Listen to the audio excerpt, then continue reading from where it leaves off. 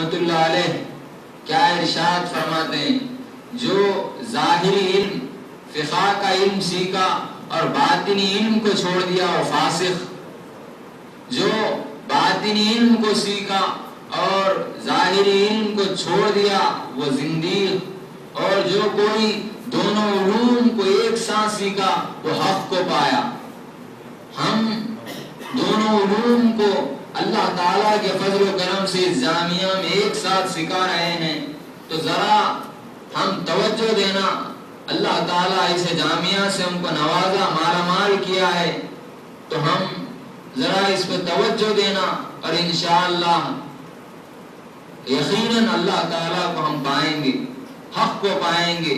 अगर हम ये कोशिश में रहेंगे तो अल्लाह ताला हमारे लिए कई दरवाजे हम खोल देगा, अल्लाह ताला हमारे लिए कई दरवाजे खोल देगा और इंशाअल्लाह हम उस दरवाज़ों से गुजरेंगे और अल्लाह ताला को पाएंगे।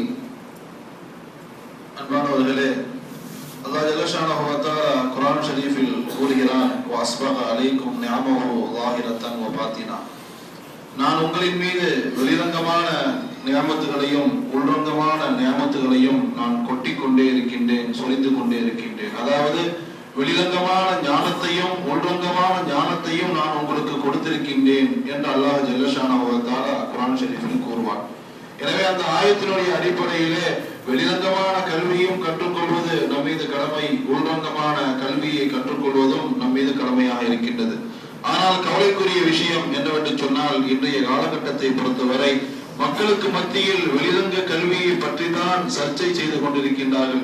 மதரசாக்களாக இருக்கட்டும், யூனிவர்சிட்டியாக இருக்கட்டும், காலேஜாக இருக்கட்டும், ஜாமியாவாக இருக்கட்டும், எங்கு சென்றாலும் வெளிரங்கமான கல்விக்குத்தான் முக்கியத்துவம் கொடுத்துக் கொண்டிருக்கின்றார்களே தவிர உள்ரங்கமான கல்விக்கு அவர்கள் முக்கியத்துவம் கொடுப்பதாக தெரியவில்லை.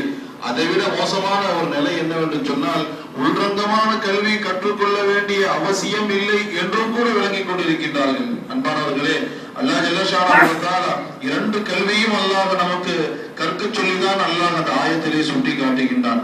இமாம் மாலிக் ரஹ்மத்துல்லாஹி அலைஹி அவர்கள் சொல்லி காட்டுவார்கள், எவன் ஒருவன் வெளிரங்கமான ஃபிக்ஹுடைய கல்வியை மட்டும் கற்றுக் கொண்டிருக்கின்றான், மாறாக உள்ரங்கமான கல்வியை எவன் கற்கவில்லையோ அவன் ஃபாசிக், பாவி என்று சொல்வார்கள். அதுபோன்று யார் உள்ரங்கமான கல்வியை மட்டும் கற்றுக்கொண்டிருக்கின்றார், வெளிரங்கமான ஃபிக்ஹுடைய கல்வியை அவன் கற்கவில்லையோ அவன் ஜிந்தீக் என்று சொல்வார்கள். மேலும் சொல்வார்கள், யார் இரண்டு கல்வியும், வெளிரங்க கல்வி உள்ரங்க கல்வி, யார் இரண்டு கல்வியும் கற்றுக்கொண்டாரோ அவன்தான் அல்லாஹ்வை பெற்றுக்கொண்டார் என்பதாக மகான் மாலிக் இமாம் ரஹ்மத்துல்லாஹி அலைஹி அவர்கள் சொல்லி காட்டுவார்கள்.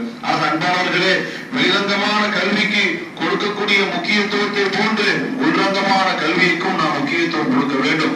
அதற்கு அல்லாஹ் ஜல்ல ஷானஹு வ தஆலா நமக்கு செய்த ஒரு பெரிய பாக்கியம் தான் இப்படிப்பட்ட மதரசாக்களுடைய தொடர்பு அல்லாஹ் நமக்கு தந்திருக்கின்றான்.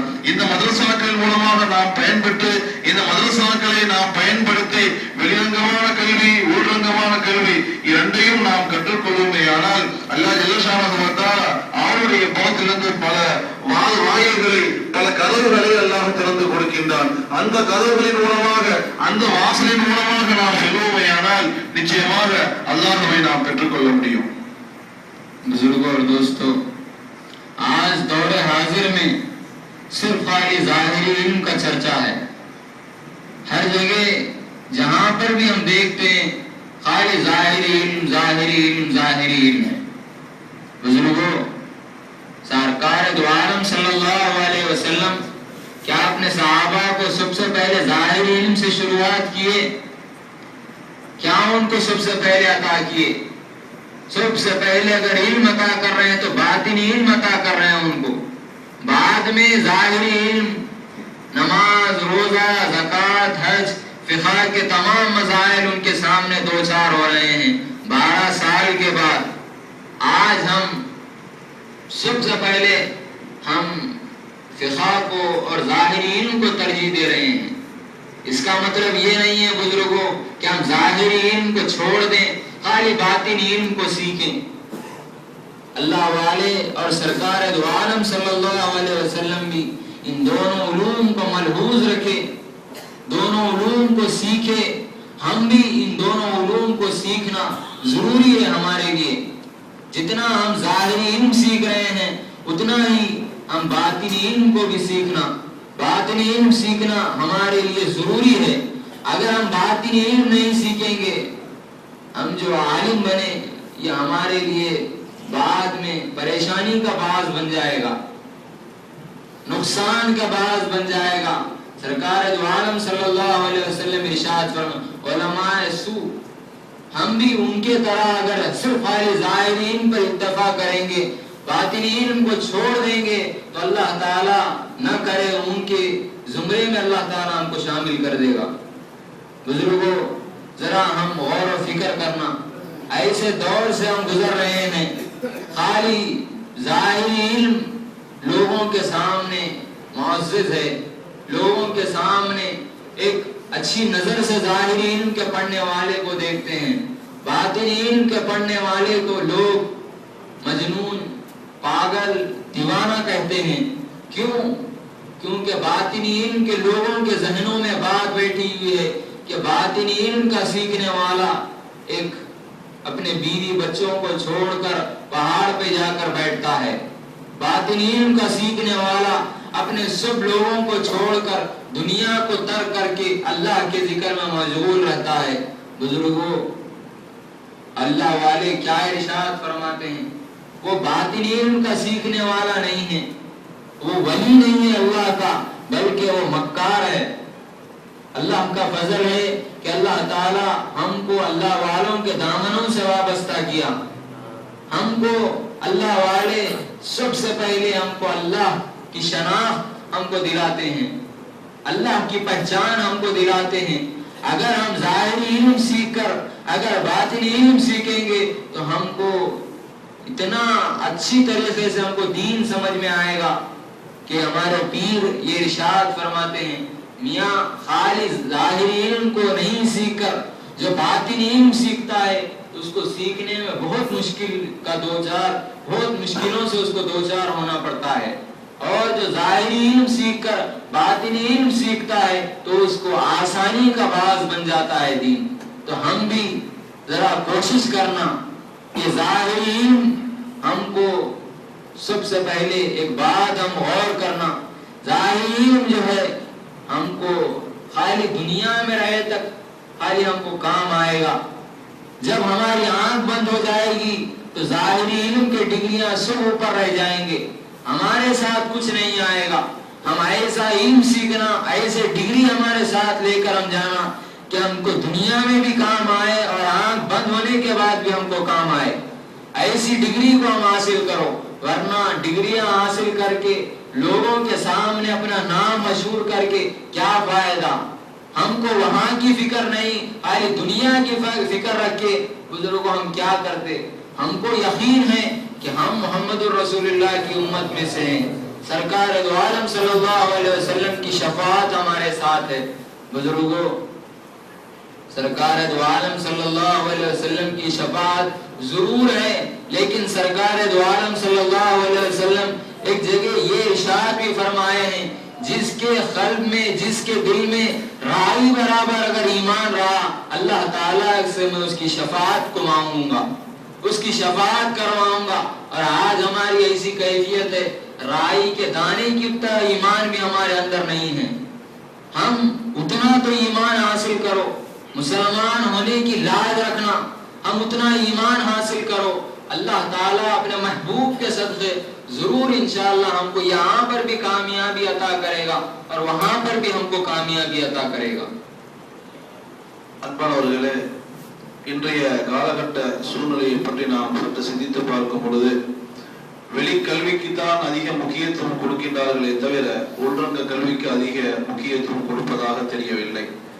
ஆனால் சரித்திரத்தை நாம் புரட்டி பார்க்கும் பொழுது கண்மணி நாயகம் ஸல்லல்லாஹு அலைஹி வஸல்லம் அவர்கள் முதலில் சஹாபாக்களுக்கு உள்ரங்க கல்வியை தான் 12 வருடங்களாக கற்றுக் கொடுத்தார்கள். அதற்கு பிறகுதான் தொழுகை, நோன்பு, ஜகாத், ஹஜ் போன்ற வெளிரங்க கல்விகளை நபி பெருமான் ஸல்லல்லாஹு அலைஹி வஸல்லம் அவர்கள் கற்றுக் கொடுத்தார்கள்.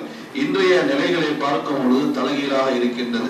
நபி அவர்கள் எந்த கல்விக்கு முதல் முக்கியத்துவம் கொடுத்து விட்டார்களோ அந்த கல்வியை நாம் இன்று விட்டுவிட்டு வெறும் வெளிரங்க கல்விக்கு மட்டும் நாம் முக்கியத்துவம் கொடுத்துக் கொண்டிருக்கின்றோம்.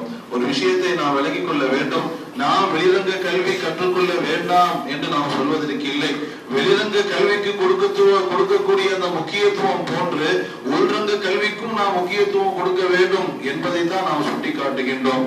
அன்பானவர்களே, இன்றைய காலகட்டத்தை பொறுத்தவரை உள்ரங்கமான கல்வி கற்றவர்கள் வெளிரங்கமான கல்வி உடையவர்களுக்கு எந்த அளவுக்கு முக்கியத்துவம் கொடுக்கிறார்களோ, வெளிரங்கமான கல்வியை கற்ற ஆலிம் மக்களுக்கு எவ்வளவு முக்கியத்துவம் கொடுக்கின்றார்களோ, அதில் உள்ரங்க கல்வியை கற்ற மகான்மார்களுக்கு என்று முக்கியத்துவம் கொடுக்கப்படுவதாக தெரியவில்லை. அவர்களை என்ன வழங்கி வைத்திருக்கின்றார்கள்? மஜ்னூன் என்றும், பைத்தியக்காரர் என்றும், உலகம் தெரியாதவர் என்றும், அல்லது குடும்ப வாழ்க்கை இல்லாதவர் என்றும், எப்பொழுதுமே திக்ர் செய்து கொண்டே இருப்பார் என்றும், காடு வனாந்தரங்களில் சுத்தி கொண்டே இருப்பார் என்றும் உள்ரங்க கல்விக்கு முக்கியத்துவம் கொடுத்தவர்களை பற்றி நாம் விளங்கிக் கொண்டிருக்கின்றோம். அன்பானவர்களே, அவ்வாறுகள் அல்ல. ஏதோ ஒரு சிலர்கள் அவ்வாறு செய்வதன் மூலமாக முழுவதும் அவ்வாறுதான் இருப்பார்கள் என்றால் அவ்வாறு அல்ல. அல்லாஹ் ஜல்லஷானஹு வ தஆலா நம்முடைய சில்சிலாவுக்கு அல்லாஹ் கொடுத்திருக்கக்கூடிய பாக்கியம் வெளிரங்கமான கல்வியும் வைத்திருப்பார்கள், உள்ரங்கமான கல்வியும் வைத்திருப்பார்கள். அன்பானவர்களே, வெளிரங்கமான கல்வியை கற்றுக்கொள்வதும் அவசியம்தான். மகான் ஷேகுநாயகம் அவர்கள் சொல்வார்கள், மகனே, நீ வெளிரங்கமான கல்வியை கற்றுக்கொள்ளாமல் உள்ரங்கமான கல்வியை மட்டும் நீ கற்றுக்கொண்டால் உனக்கு அந்த உள்ரங்கமான கல்வியை கற்றுக்கொள்வது மிக சிரமமாக இருக்கும். தீனை விளங்குவது உனக்கு சிரமத்தை உண்டாக்கும்.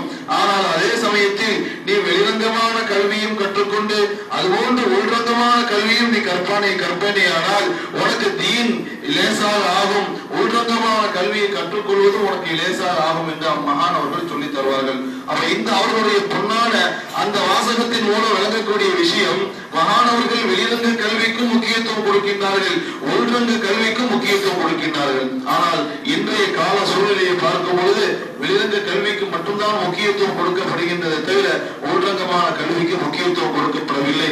நபி பெருமான் ஸல்லல்லாஹு அலைஹி வஸல்லம் அவர்கள் சொன்னார்கள், உலமாஉ ஸூ, கெட்ட ஆலிம்கள் யார் என்று சொன்னால் வெறும் வெளிரங்க கல்விக்கு மட்டும் முக்கியத்துவம் கொடுத்துவிட்டு உள்ரங்க கல்விக்கு முக்கியத்துவம் கொடுக்காதவர்களை உலமாஉ ஸூ என்று சொன்னார்கள். அல்லாஹ் ஜல்லஷானஹு வ தஆலா அப்படிப்பட்ட உலமாக்களில் ஆகுவதை விட்டும் அல்லாஹ் நம்மை பாதுகாப்பானாக. ஆமீன். இன்று நாம் விளங்கிக் கொண்டிருக்கின்றோம், நான் உம்மத்தே முஹம்மதியாவாக இருக்கின்றேன், ஸல்லல்லாஹு அலைஹி வஸல்லம் அவருடைய உம்மத்தை சேர்ந்தவனாக இருக்கின்றேன், எனக்கு நபி அவர்களுடைய ஷஃபாஅத் கிடைக்கும், எனக்கு நபி அவர்களுடைய நாளை மறுமையில் பரிந்துரை கிடைக்கும் என்றெல்லாம் நாம் விளங்கி வைத்திருக்கின்றோம். உண்மைதான், கண்டிப்பாக கிடைக்கும், அதில் எவ்வித சந்தேகம் இல்லை.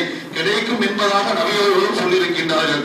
ஆனால் நபி பெருமான் ஸல்லல்லாஹு அலைஹி வஸல்லம் அவர்கள் யாருக்கு நான் ஷஃபாஅத், யாருக்கு நான் சிபாரிசு செய்வேன் என்பதை நபி அவர்கள் சுட்டிக்காட்டும் பொழுது, யாருடைய உள்ளத்திலே ஒரு கடுகளவு ஈமான் இருக்கின்றதோ அவருக்கு நான் பரிந்துரை செய்வேன் என்று நபி பெருமான் அவர்கள் சுட்டிக்காட்டியுள்ளார்கள்.